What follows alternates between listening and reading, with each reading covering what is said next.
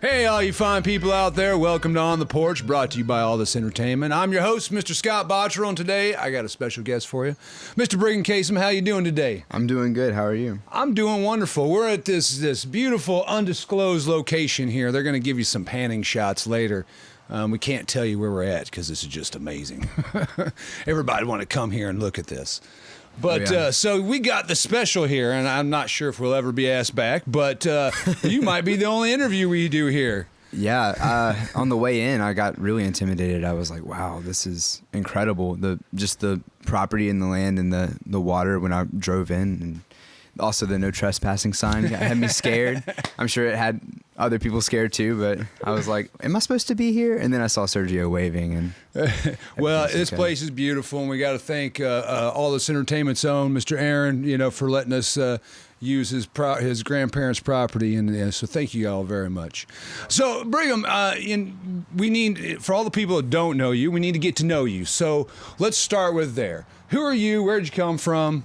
Give us the goods. Well, I come from Robertsdale, Alabama. All right. Yeah. And, I've been playing music since I was in 5th grade. Started playing drums.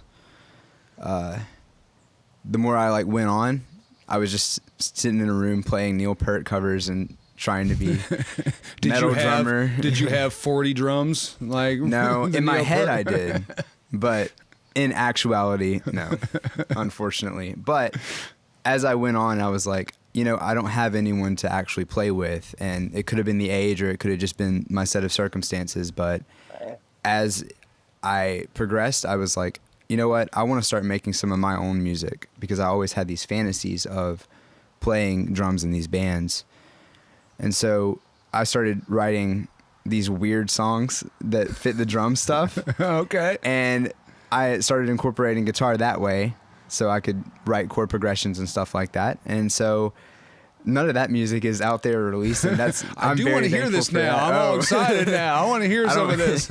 Yeah, it's written down somewhere, but as it went on, even past that, that's when I started to realize that I wanted to do singer-songwriting and really hone in on that, because I started noticing some of my favorite artists at the time were introduced to me from my mom and my dad. But we were talking about Dave Matthews earlier, but that was one of the first ones. And since I was a drummer, I was introduced to that band through really admiring Carter Buford's playing. And so I started playing those covers and jamming out on that, playing open mics. And then the more and more I did that, I started to kind of, and I'm still to this day trying to figure out exactly where I stand. Well, and I haven't heard you drum, and I'm sure it's really good, but your vocals and your voice are amazing. You got a great voice. So at what point did you realize, oh, wait a minute, I've got some talent for this singing thing? Funny story, my parents got me this karaoke kit, this karaoke machine. And I would I would come home from school, throw my backpack down, and just immediately go to the karaoke machine, just upstairs, in front of no one, and just scream my heart out. And that was before my voice matured. So yeah. I was squealy sounding. I'm sure that they were annoyed. At what point, Mom, were you like, this was a mistake, I shouldn't have got him this karaoke machine? Oh, yeah.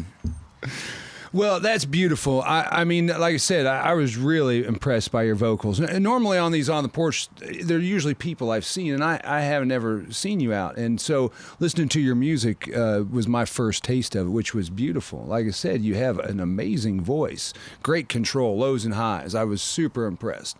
And we're gonna get into all that music here in just a little bit, but let's get back to you. So you grew up singing and playing all in your house. A lot of people we run into, they foster their music either through school or church or anything like that. Were you in the music programs for school or church or anything? Yes, I was in the music program at my middle school and high school. I played percussion all the way through. I actually played in the Mobile Symphony Youth Orchestra. Oh, nice. Percussion. And so Yeah, I saw you waving over there. He was in it too. Dr. Robert was in it. Oh, Dr. Robert was in it. You had to put up with the doc. Okay. We had a discussion about that at Headphones On, so that was cool. Yeah, but just like I played through those programs and learned theory that way, and then I would go home and take the info that I learned and put it towards my songs. Yeah, it's beautiful. Yeah. Now, did you play drums on your album at all? Did you didn't do any drums? No. It was cool because we went up to Muscle Shoals and actually recorded at Fame, and Nice. that was awesome experience. Like that was an awesome experience just within itself. And whenever people say that they can feel like ghosts in the walls, it's definitely true. Well, we'll talk more about that in another segment, but we need to get into some music first because everybody needs to hear what we're talking about here. So, first song you're going to do is Unmutual Feelings. Unmutual Feelings. That's the first one we're going to do, which happened to be the one that I liked the most off the album. I loved how it was put together, your vocals, everything, and the song content it's just really top. How did this song come about? Where did this come from? You know, just the normal unrequited love of high school. You know, just like liking a girl and either being too shy to go talk to her or her not liking you back, and it was like an everyday thing for me my freshman and sophomore year. And I keep It's the worst, man. I know. It's the bogged worst. me down. I'm convinced that it affected my academic career. I bet it did. And I can't put that on a college application. I can't be like, Women ruined my I was career. madly in love with someone who didn't even know who I was. So. Oh, man. Yeah. I think we've all been there. I bet a lot of people out there can relate to that. So this is probably a song you're going to relate to, y'all. Yeah. All right, so let's get into it, everybody. This is Unmutual Feelings by Brigham Cason.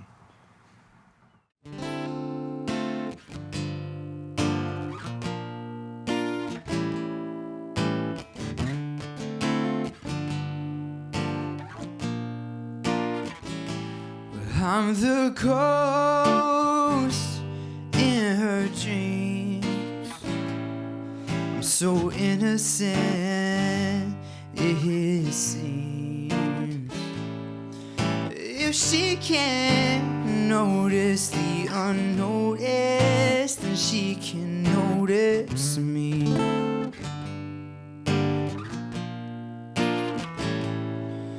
And though they find it funny, and I not as much, I still forever long to be the only one you love. Nothing cuts deeper than unmutual feelings. These words escape my heart and turn into the ceiling. Well, I'm not the one you see at night in your dreaming, but it's alright, I'll be waiting when he's leaving.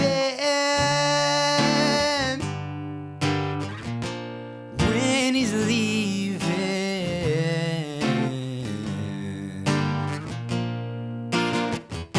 Well, he's the one that they all want. So hesitant to flaunt. They give it all, they give it up to be the one he wants. And yeah, he's got the money, yeah, he's got the bucks. And I don't have much money, honey, but I could give you love. Nothing cuts deeper than unmutual feelings. These words escape my heart and turn into the ceiling. Well, I'm not the one you see at night in your dreaming, but it's alright, I'll be waiting when he's leaving. Whoa, whoa, whoa, whoa.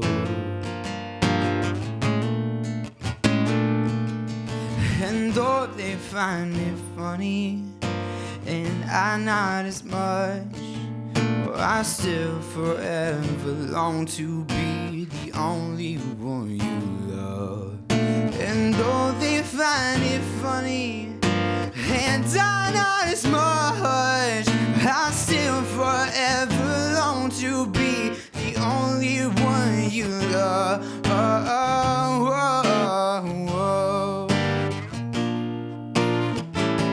You love.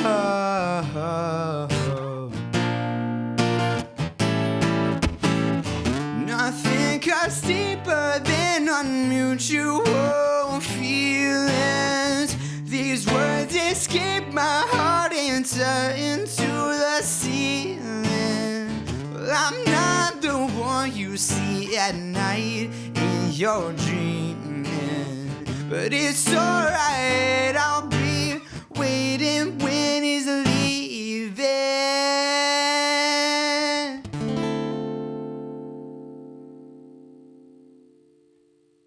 We're back. What'd y'all think of that Unmutual Feelings? It's a gorgeous song. It had to be my favorite one off the album. And when we were on break here, Brigham's mom told me that you wrote that when you were 13 years old. Yep. 13 years old. That blew my mind. Yeah. So you were in love at 13, and it pretty much shaped your world for the next several years, right? I would say so. The amount of times I played the song definitely is a good reminder of that. Now, for those you don't know, Kate, he's only 19 years old. This talent comes from a 19-year-old, and you wrote that when you were 13, and we were just talking. So you went and recorded this album when you were 15 years old, before you even got your license, and you recorded at Muscle Shoals. So tell us a little bit about that experience. You know, that age, I mean, that had to have been pretty intimidating as a 15-year-old. Absolutely. You know, I was very thankful for the connection that my dad had to a producer up there. And I remember coming downstairs and being so inspired about stuff that I had written and just telling my parents, you know, I really do want to make these ideas that I have come true. And I had all the progressions and I had the demos ready, and they were like, you know, I think that we can do it. And so we went up there, and as you said, intimidating. Yes, very. I mean, yeah. And still thinking back to it, I kind of get a little anxious thinking about it. And what I've learned from that, though, is I try to put myself in those kind of positions, because I know that out of that kind of stress, I tend to make my best work. Yeah. And so I remember just sitting, I was in an ISO booth, and all these fantastic musicians out there, Milton Sledge, Will McFarlane, others, just excellent musicians, just right in front of me playing my music. And it's like, well, I'm just playing rhythm guitar, like trying to hang on for dear life. I'm like, I've never seen anyone do that with a guitar before. But I remember coming out of that experience just like 10 times the player I was. I bet. And I bet, you know, from then on, I mean, a lot of these other experiences weren't as intimidating. I mean, being thrown in the fire like that, I bet it probably tempered that a little bit, I would imagine. I'd say a little bit. I remember my first time performing was extremely terrifying, and it was an open mic, which right now, if I played an open mic, of course it wouldn't be the same, but I remember just like my heart was like about to explode. I was like, oh man. I remember the first song I played at an open mic was Black by Pearl Jam. Oh, wow. Yeah, so I like... And my voice, of course, was like not the best, but I thought that I was Eddie Vedder. Yeah. So I was like, we all did. That first open mic, we all think we're great. And it's oh, no. But I remember, yeah.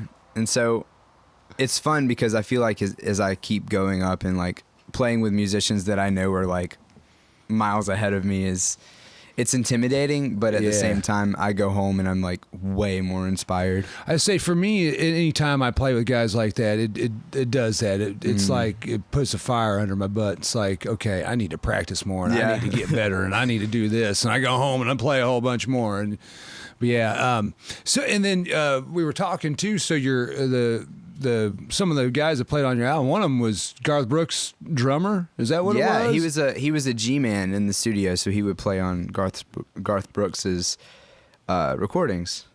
I mean, Sledge. That's a really cool thing because, I mean, we all know the music scene around here, and when you get to go and do something as cool as go to Muscle Shoals and work with guys that have recorded for, hugely popular people. I mean, that's really cool as a 15-year-old. So as that 15-year-old, did you get to go back and talk to that girl that you loved when you're 13 and say, hey, look at me, baby. I just recorded Muscle Shoals. Did you get that moment? It was funny because I did play the talent show, and yes, sure enough, like I got a DM from that girl. And yes. she was like, hey, great job. And we never got to be like in a relationship, but we did become friends, which was great. That's cool. Yeah. So, I mean, it was young, requited love, It happens. It happens, man. It would have just been destroyed. It's best to leave that as perfect and beautiful now. All right, so let's get into the next song. So we're going to do Everything But Me next. Is that the one we're going to do? Yes. Okay, so I love hearing the stories of how the songs came about. How did you write this one? Where did this come from? Everything But Me I was sitting in my music room with my notebook, just like drawing pictures and sad, just like kind of mad because this one girl that I had talked to, it's always about a girl. I'm telling you, it's horrible. It's always a girl. It's inspiring though. Like this stuff happens, and it just, like sometimes the smallest things just make the best art. Yeah, and it's like for me, going through it in my head, maybe it wasn't even as significant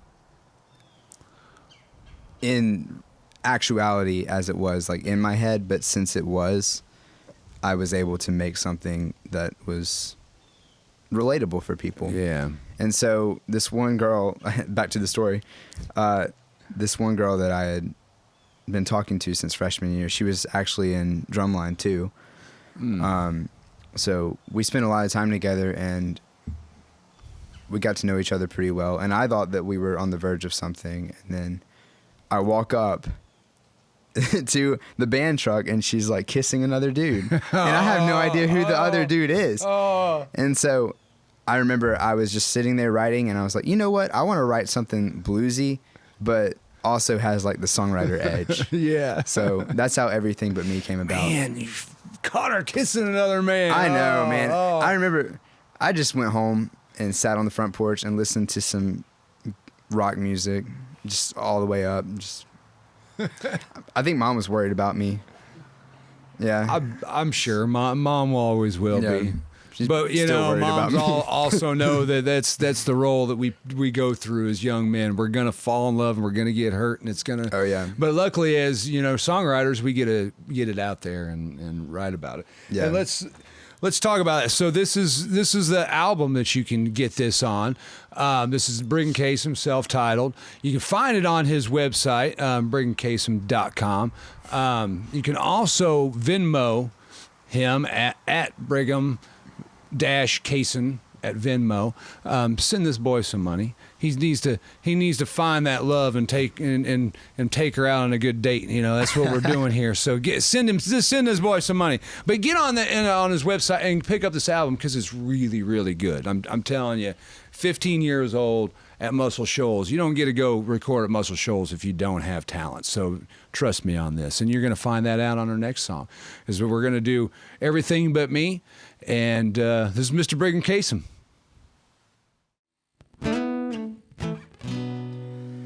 Who is this man? The one that you've been with every night since last month. All of this is making me sick.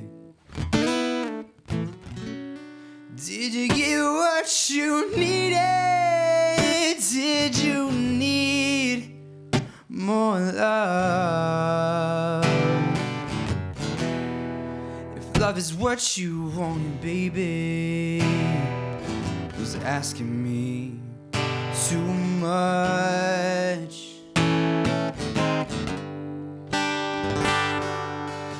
All of this fighting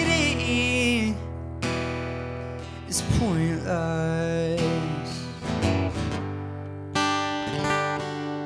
'cause we know who is right and who is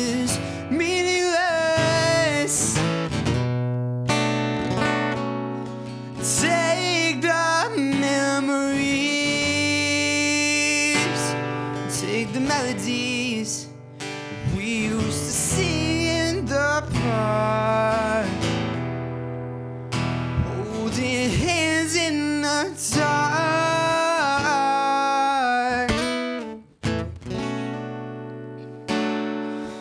Take the good times,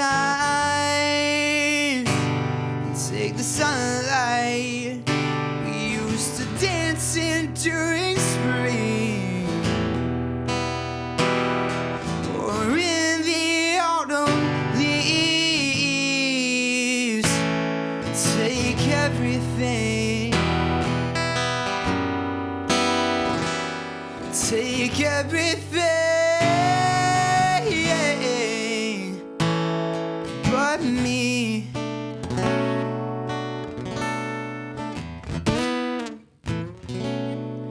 I wish I could understand, but I have no time for empathy.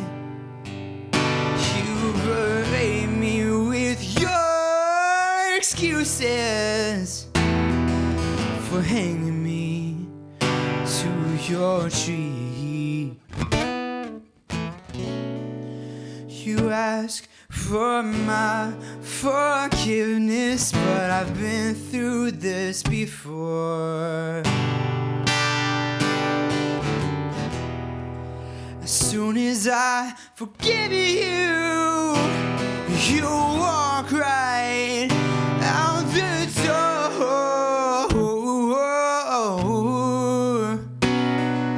So take the memories and take the melodies we used to sing in the park, holding hands in the dark. Whoa. So take the good times, take the sunlight we used to dance in during spring, or in the autumn leaves. Take everything, take everything but me.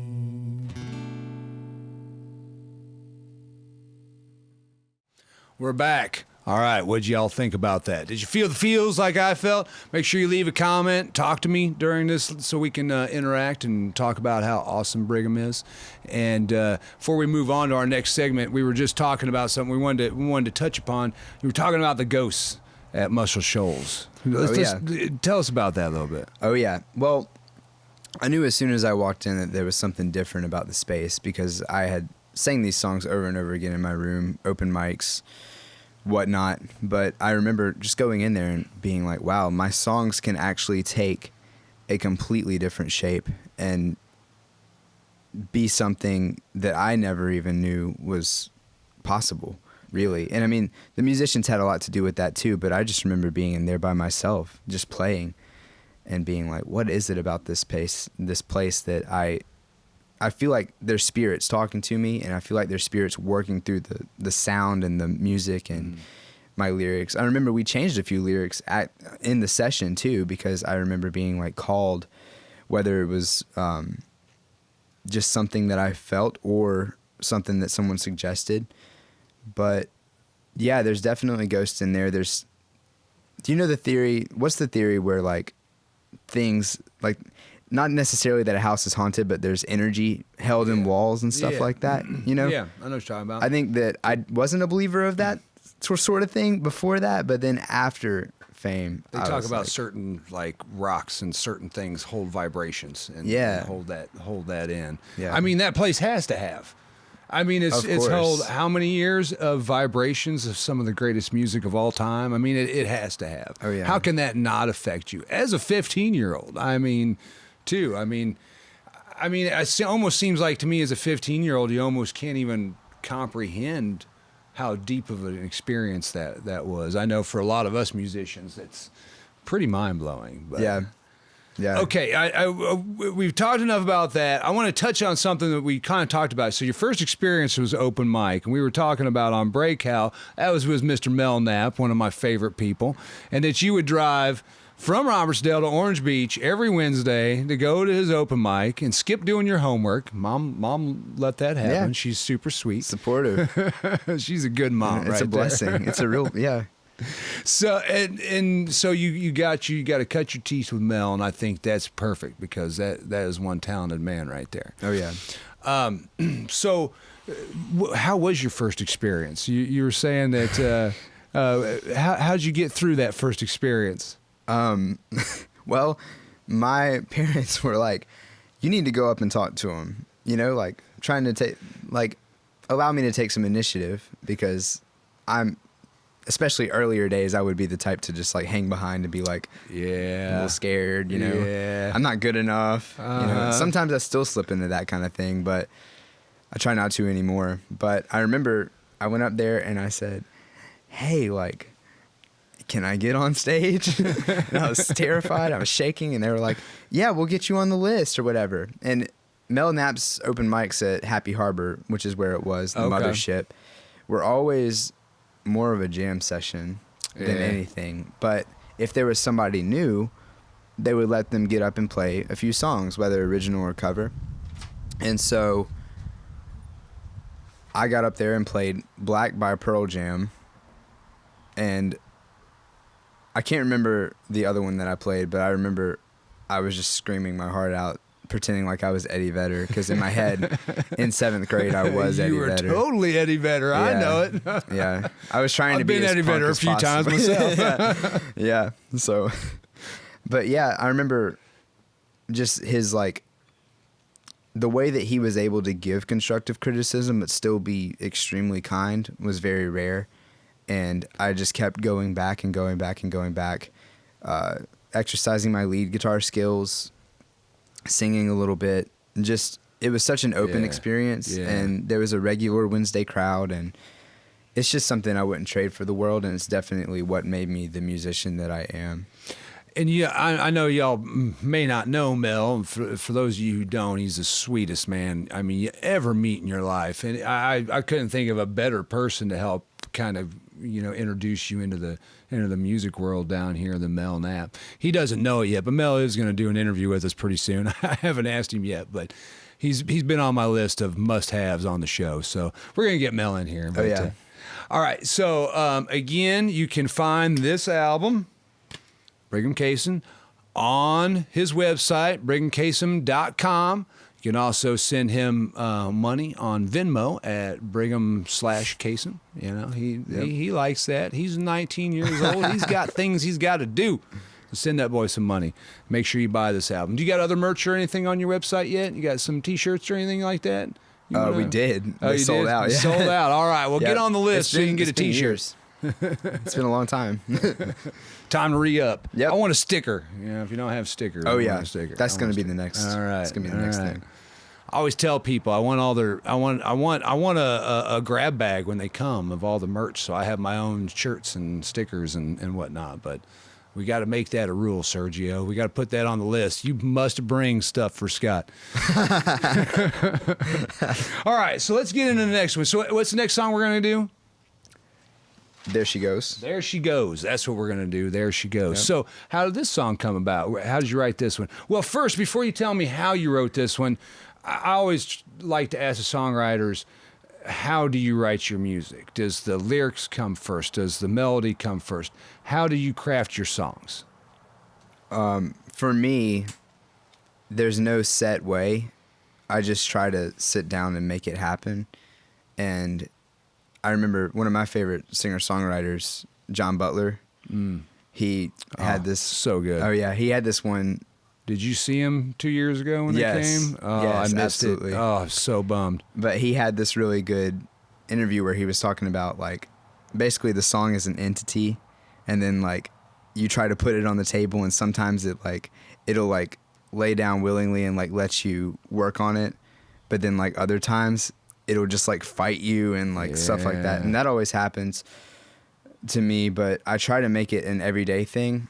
Usually the melody comes first. Like I'll just be thinking about melodies, and then chords come after that because harmony, and then lyrics. Lyrics are always kind of difficult, especially if my life is in a stagnant kind of phase. Like nothing's really happening. It's just like, well, reading helps though. Yeah. So. Yeah, I mean, for sure. Well, how did you come up with this song? Where did the idea for this song come from? This song I wrote. This is the earliest song I wrote. It was about this girl, and I'm going to challenge you, Brigham. Okay, I'm going to challenge you for the next time we talk. I want you to write a non-girl song. I'm going to try my best. I feel you, man, because I do that too. Like I've forced myself. I'm not writing about this woman. I'm writing about something else today, and I will force it to not write about that dang woman that's stuck in my head. So I understand. It's just it's kind of easy to just. I feel like it's easier to write the more like people songs. So I think that'd be good to kind of challenge myself. There's a few on there that like Seasons Change and Money. Money was because I was really pissed off about my grandparents cutting the trees on the property, and then well, we're good though. And Wooden Table was about my dad's side of the family and like some property stuff, and then Seasons Change is about like, of course, like life just going through the motions, but. So women and property seem to be your biggest. Women and land, man. All right, so this is good. But there this she one's goes. about a woman. This is not about property. So there she goes. Yeah. So, There She Goes was about this girl, and I was in like 5th grade, and I thought that I knew everything. So I was like, I'm gonna write a hit song about this girl that just keeps getting her heart broken. So it's not like a relationship thing. It was just like I was observing this girl just like going through these motions of just like trying to be what the guys wanted and then like not quite doing it, And so great concept. Yeah. And you were in what, 5th grade when you came up with this? Yeah. I was so shy in 5th grade. I just watched people do things. Yeah. Well, this is going to be awesome, y'all. Remember, BrighamCason.com. You can find it on there. There She Goes by Mr. Brigham Cason.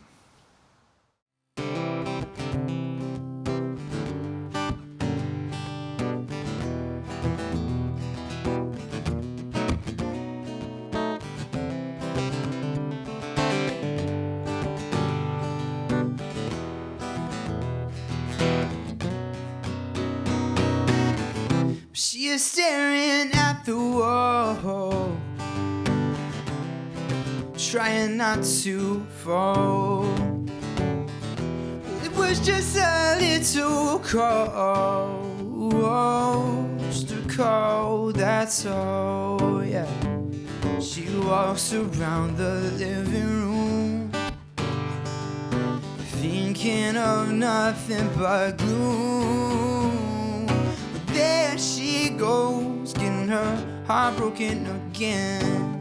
She doesn't listen, but people tell her when.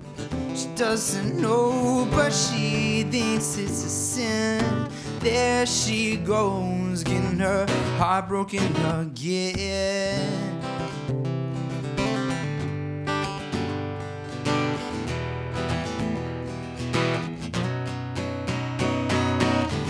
She walks around the town, just looking down. But now the whole town, they think she's a clown. She waits for them to go away, so she can go on with her day. There she goes, getting her heart broken again. She doesn't listen, but people tell her when. She doesn't know, but she thinks it's a sin. There she goes, getting her heart broken again.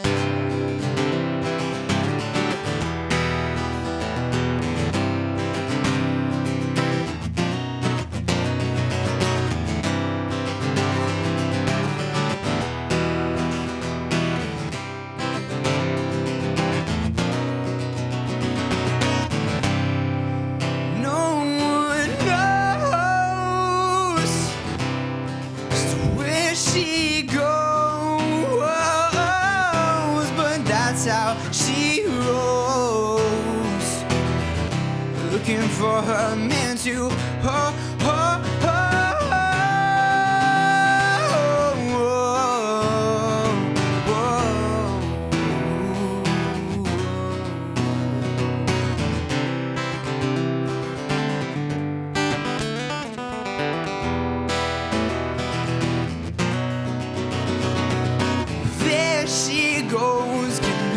heartbroken again. She doesn't listen, but people tell her when. She doesn't know, but she thinks it's a sin. There she goes, getting her heartbroken again. We're back. What'd y'all think of that one? Again, you can find it on the album at brighamcason.com. Make sure you go on there and pick this up. Give this man some love. So, this is our last segment of the interview, and I'd like to talk a little bit about, where are you playing at right now? I know we've all been dealing with coronavirus, and then we just got hit with our hurricanes, and it kind of slowed everything down around here. Where can the people come find you and give you love? I'm playing at Oso pretty regularly. Okay. Yeah, Oso in Orange Beach. And also, Moe's Barbecue is pretty generous to me. Right on. Unfortunately, I don't play around as much as I would like to, but I'm trying to change that. Well, you could easily do that. I mean, I know you're young. I mean, you're still dealing with school and everything like that. You got, so many years to pump every minute into playing gigs all the time. I mean, you don't need to rush it, man. You got the talent. Yeah. Take your time, and when it's going, you're going to be, I wish I wasn't playing so much. It's going to be a little rough on you. Well, I like to ask, especially young guys like you, what do you want out of this? Where's your future heading with music? Whenever I was younger and I was doing all the drumming and the songwriting and stuff, I was just always like, I would come down and tell my parents, it's not about the money. It's not about the money. I just want to make art. Yeah. And of course, as you grow up and you start to realize the way the world works, you're like, I wish I had some of that I have money. to have some money, So you're not gonna get that girl if you don't got a little bit of that money. So, yeah, and so, I just want to keep creating things, and what I live for is just playing live. Yeah. I enjoy it, and every time I do it, there's just this ultimate feeling where people, especially when I played the talent show, people knew my song at school, and they would sing it back to me. Wow. And that's something, I don't know, there's something magical in that kind of vibe where when you're playing live and people are actually paying attention, not like whenever people are like, it can be cool when people are drunk, but what I'm saying, like when people are like actually like listening, yeah. And they're like, I feel that and I connect with that. It's like there's like spirits like coming up in the room, Yeah. And so I really enjoy that, and whenever we can meet through music and through poetry, essentially, it's almost as if you meet on a level that you can't really meet without music and in any other walk of life. Yeah. And so, well, I could tell you, I talk to a lot of musicians, and what you just said I loved, because you're going to be able to find happiness in this your whole life. I mean, if you would have said to me, I want to be rich and famous and fly a jet everywhere, I was going to tell you that's hollow, and you're going to be miserable your whole life chasing something that's a jackpot run for most people. I mean, we know so many musicians that are just brilliant, but when you can find that level of happiness where you enjoy playing music and giving that to the people, I think that's where you're going to find happiness. And when you do that, when you love it, that's when the money comes too. Yeah. You're going to get it naturally because you're not out there trying to chase the fame. I think it's beautiful, man. You Thank keep you. doing that. I mean, you're so young in your career already and so talented. I mean, the world's in front of you. So I encourage you just to keep going, keep writing, and it's beautiful. And give me a non-girl song next time. I want to hear that. Absolutely. I'm working on it. I'm telling you, I do the same thing. I got so many girl songs started and stopped because it's like, I can't do this. I mean, it's like the last 10 songs were girl songs. And we can't do it anymore. Yeah. All right, y'all. So y'all need to go on and get BrighamCason.com. Pick up his album, support this boy, and let's get the word out for it. You know, he needs to get out there. I mean, this is a whole lot of talent. Again, 15 years old, Muscle Shoals. I mean, this shows you the level of talent that this young man has. So we're gonna get into the last song, which is the Alabama song, Alabama Moonlight. Mm-hmm. How did this one come about? What's the story behind this song? Alabama Moonlight came out of essentially just trying to put beauty in a song. And I mean, of course, beauty is like a transcendental that you can't quite place and put in like a box. But it's funny because it was a complete juxtaposition the way that I wrote it, because I was actually dealing with the exterminator at home. So like he would come and ask me for like an extension cable or something, and I would have a break because I was trying to write the song, and I would have a break from writing it. And so what was kind of a minor bug at first actually became a real blessing, because if I hadn't have taken those breaks, then it wouldn't have been the song that it is.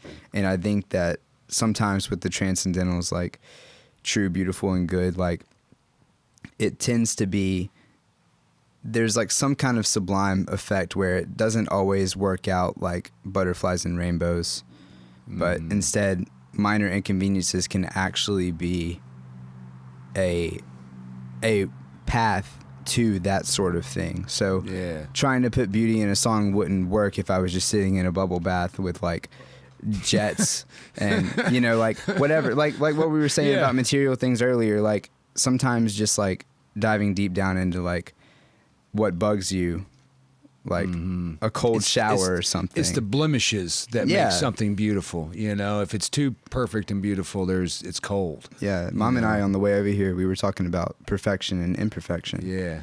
And, you know, there's like a song on there, Blame Me, and it's not pitch corrected, and that's on purpose. Okay. You know? Yeah, it's that little imperfection that makes it perfect. It's human. That's beautiful. That's beautiful. I love that. And I can't tell you enough how much I appreciate you coming out to this beautiful location that we are at today. I mean, this is just phenomenal. Thank you so much for coming out and hanging out with us. And I encourage you to just keep going, man. Don't give up, because you got some talent. It's beautiful. It's beautiful. Now, for all you out there, y'all know that I always like to leave y'all with something positive. And this week, a little different, because I know I kind of get a little preachy, and I'm like, everybody needs to love each other and blah, blah, blah. And I will definitely say that again over and over and over. But today I want to leave you with something. You know, we just went through some major hurricanes here, and my little town, you know, got hit really hard. And I've spent the last 14 days, you know, hauling trees off of houses and all that. And, you know, what I've seen during this time when everybody stopped being able to get on Facebook and stopped worrying about politics, everybody was helping each other. The neighbors were out helping each other. Everybody was out helping cut a tree and move a tree. Everybody was, hey, do you need my generator? Do you need some food? It was beautiful, and I loved every minute of it. And my phone didn't work for days. It was perfect. It was amazing. So what I'd like to leave you all with today is let's try to capture that feeling and keep it going. We don't need a major disaster to make everybody love each other and to make everybody help. You may have some differences politics-wise, but it doesn't matter. We're all human beings. So when somebody needs help moving a tree and they need a little bit of food, they need just a couple dollars to get them by. You know, let's all work together and just stop this madness, because it's really just driving me down. I know it's driving all of us down. So let's carry that forward. Help your neighbor out. Spread a little love. Spread a little peace, because that's what we all need right now. We don't need all that other stuff. So, Brigham, thank you again so much for coming out today. It was awesome, my man. Thank you for having me. Hey, anytime. We're going to get you back here. I can't wait to hear your next round of music. Oh, man. So, everybody, without further ado, Alabama Moonlight, Mr. Brigham Cason.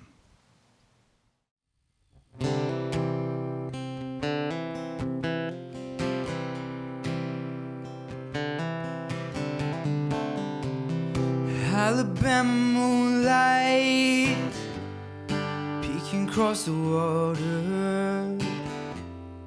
Guess I should be gone now. Nighttime strikes again. It's such a cold night. Water glows in reflections of trees and colors and moonlight.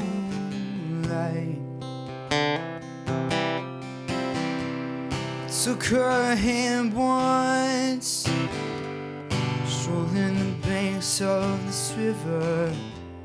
Said I'm never letting go. She just looked back and she smiled. She said, I know. Funny how one glimpse of moonlight can bring me back to the days. In the south you took her sweet hands and you tried to find something else to say. It's such a long way down. Alabama moonlight.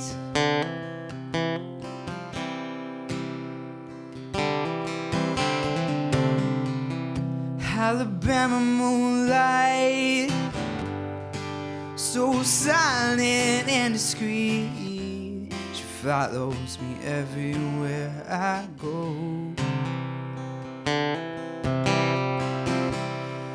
Well, I never take her for granted while I'm out here on the streets. She's everything I know.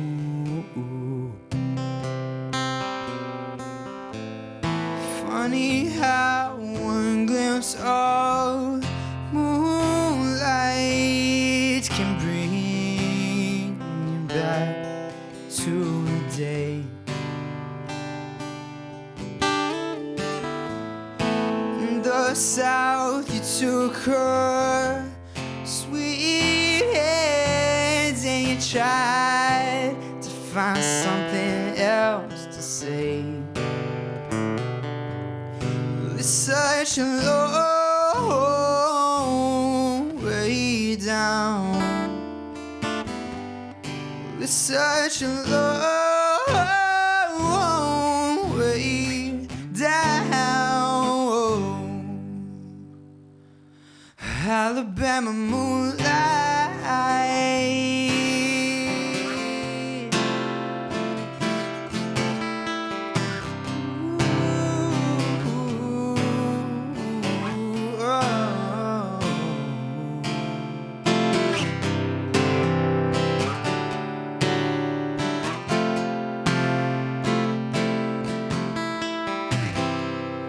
Such a long way down.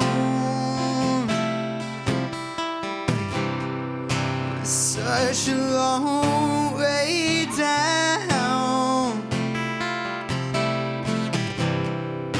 Such a long way down. I can still hear saying it's over now.